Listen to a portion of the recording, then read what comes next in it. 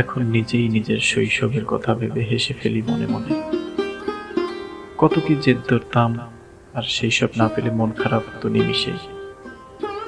এখন মাঝে মাঝে সেটাই ভাবি, কত কি পেয়েছি জীবনে, শুধু আগলে রাখতে পারিনি সবটা। কত মানুষকে আপন ভাবার পর তারা চলে গেছে আমায় ছেড়ে, তাই শুধু নিজেকেই আপন করেছি শেষমেশ। কারণ ভালো লাগার জায়গাগুলো একদিন একঘেয়েমি হয়ে যায়, আর ভালো লাগার মানুষগুলো যতই কাছের থাকুক, অকারণে বদলে যাওয়াটাই তাদের অভ্যাস।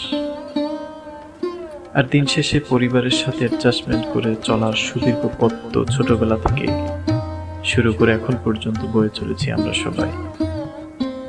এভাবেই ধীরে ধীরে কেমন যেন আমাদের নিজের ইচ্ছেগুলো বালিচাপা পড়ে যাচ্ছে। অন্যদের মুখে হাসি বজায় রাখতে গিয়ে আর হাজার ঘাত প্রতিঘাতে ঝর্ণার মতো চঞ্চল আমাদের মনটা রোগ ভোগ শোকে একদিন বোবা পাথরের মতো রুক্ষ হয়ে যাচ্ছে।